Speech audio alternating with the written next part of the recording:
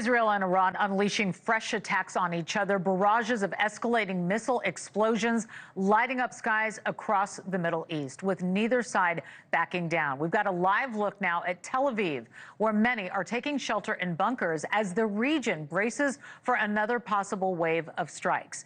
Israeli Prime Minister Benjamin Netanyahu touring what's left of a decimated apartment building in Bat Yam after an Iranian missile hit overnight. At least 6 people killed, raising the country's death toll to 13, while, according to a human rights group, Israeli strikes have killed more than 400 people in Iran and wounded at least 650 others. President Trump issuing a firm warning to Iran, making clear the U.S. is not involved in these strikes, and saying if the U.S. is attacked in any way, shape, or form by Iran, the full strength of the U.S. forces will come down on you, and that's a quote.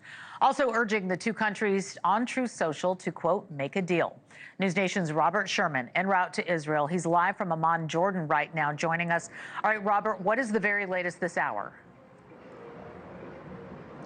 Yeah, Laura, I mean, without question, you said it perfectly, that the whole region remains on edge, and the whole region really bearing witness to what is going on between Israel and Iran. I mean, even today, we've been able to hear the intermittent rumblings of interceptions taking place in Israeli airspace, which is not far from where we are. Even if you're standing here at night or in Beirut, Lebanon, you can see those interceptions taking place in the sky here. And today, another fresh missile barrage fired by Iran at Israel, causing sirens to blare across the country, sending millions of Israelis into bomb shelters once again. It's keeping people constantly on edge here in the region and within that country.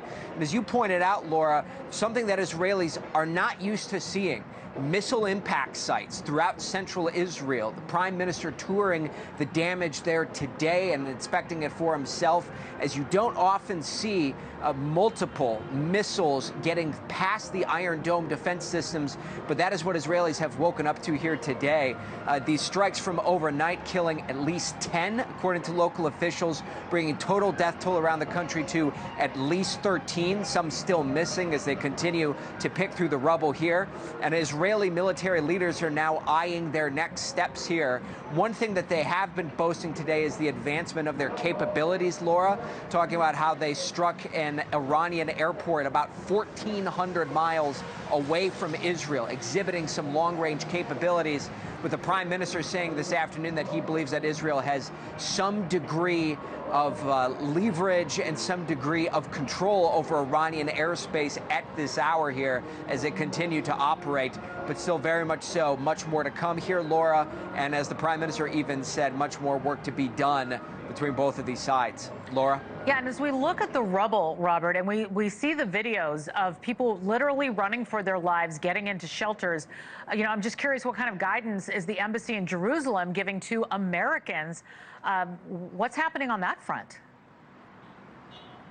Yeah, I mean, it's multiple fronts here, Laura, because keep in mind there are hundreds of thousands of Americans who live in Israel. And so when it comes to embassy staffers, this is what the embassy in Jerusalem put out. They said on June 14, 2025, the U.S. Department of State authorized the voluntary departure of family members, some non-emergency U.S. government employees in Mission Israel. As a result of the current security situation and ongoing conflict between Israel and Iran, the U.S. Embassy has directed that all U.S. government employees and their family members continue to shelter in place until further notice. Anecdotally, you are hearing accounts from people in Israel who are not leaving the shelters, who are staying there because the situation is so fluid, can change at a moment's notice, and as we've seen, Laura, over the past few days, proving to be rather incessantly dangerous. Laura? Robert Sherman, excellent reporting. Please stay safe to you and your team. We'll check back in with you. Thank you so much. Thank you for watching. Subscribe below and download our News Nation app right now on your phone, and you will get fact-based, unbiased news for all Americans.